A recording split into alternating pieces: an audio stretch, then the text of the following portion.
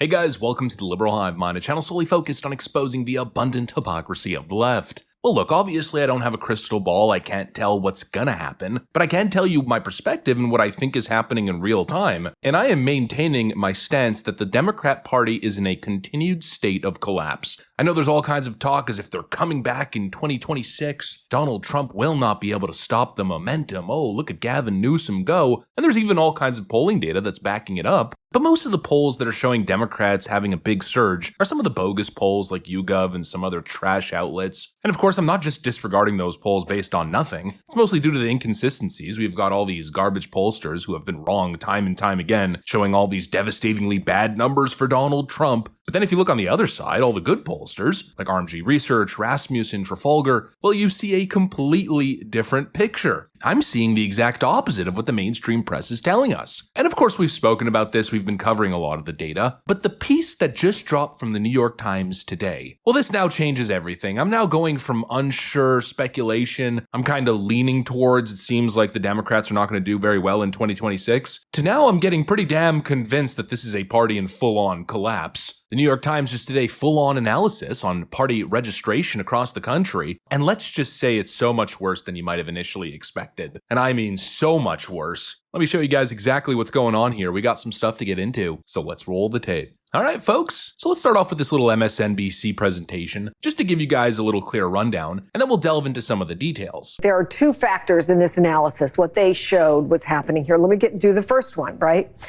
Many voters are choosing to be political independents by not registering with either major party, but of the people who do choose between the two main parties, the Democratic share has been cratering. Yeah. I mean, can you just blame that on the pandemic? No, it's also, listen, the party has failed to really engage with men.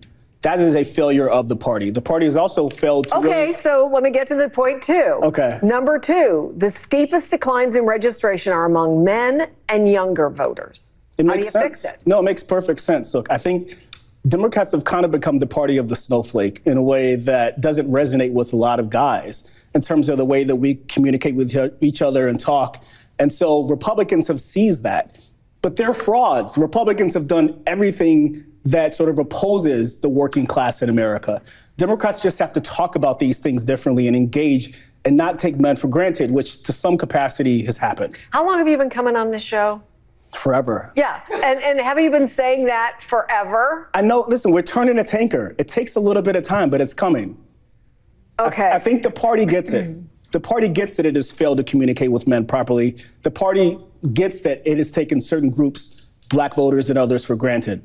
I think that has been acknowledged, but it takes a while to fix it. Yeah, I wasn't lying when I said it's a whole lot worse than you might expect. It's probably blowing your expectations away, to be completely frank. But me personally, I'm a visual learner. I'm a visual person. So let's go ahead and put the New York Times' graphic up here on screen. In the 30 states plus Washington, D.C., where we can measure party registration, according to this report, Democrats have lost 2.1 million voters since 2020. And on the flip side, Republicans have gained 2.4 million, which represents a 4.5 million voter swing in just 4 years. Think about that. Democrats used to have a voter registration edge that was nearly 11 points in 2020, and now that 11-point gap has shrunk to barely over 6. In other words, the floor is falling from under them. And this isn't limited to just a few swing states. No, just look across the board. All the arrows are pointing downward. California, losing Democrats. New York, losing Democrats. Pennsylvania, Florida, North Carolina, losing Democrats. And really the most significant is the state of Pennsylvania. I mean, people talk about the blue wall being a collective of states, but to be honest, I think it really starts with Pennsylvania. You cannot win without winning the state of Pennsylvania. You have to pull those blue-collar workers in, and well, in that state alone, Democrats had over 500,000 more registered voters than Republicans in 2020, and now that margin is completely gone, down 90%. Democrats now in the state only hold a 53,000 voter registration advantage, meaning over 450,000 voters have ditched the Democrats in one state alone, in the most important electoral state.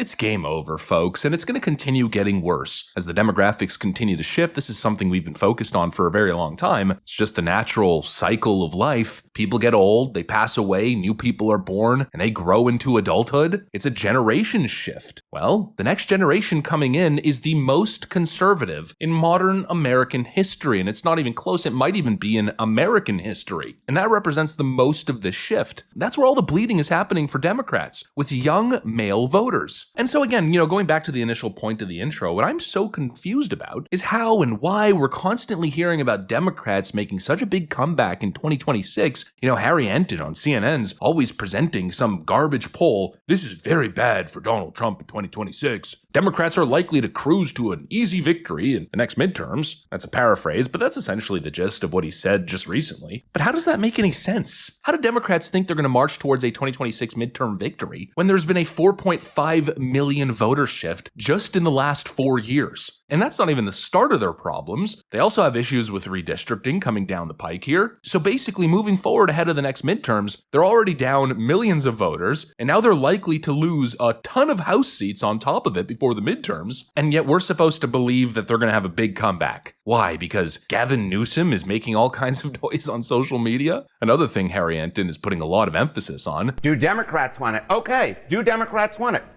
This, I think, is the trend line that I think says it all. Democrats want their leaders to what? Try to stop the GOP or work with the GOP? You go back to 2017, you see here, work with the GOP took the cake at 74% compared to just 23% who said to try and stop the GOP. But now I'm going to come over to your side of the screen, Laura. Look at 2025. I'm coming as close as I can.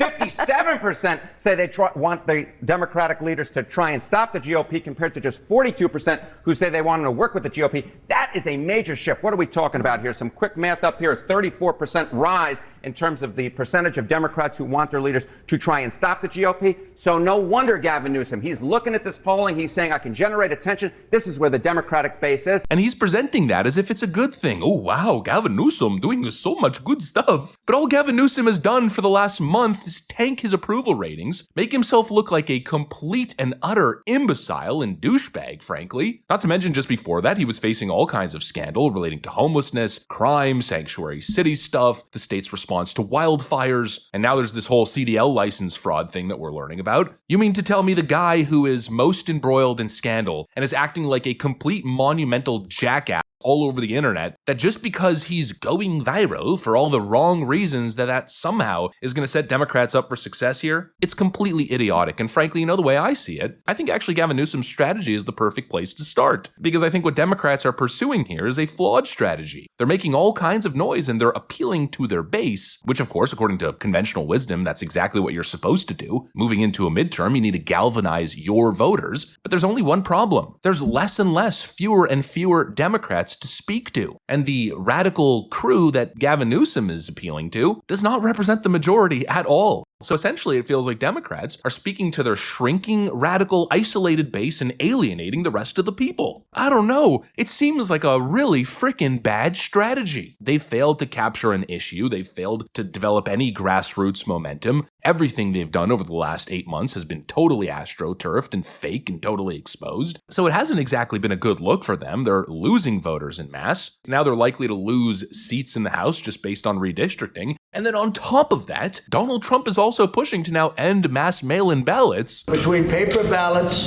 very, very important, paper ballots, and I think maybe even more important, the mail-in voting. We're going to end mail-in voting. It's a fraud. If you have mail-in vote, even Jimmy Carter with this commission, they set it up. He said the one thing about mail-in voting, you will never have an honest election if you have mail-in. And it's time that the Republicans get tough and stop it, because the Democrats want it. It's the only way they can get elected.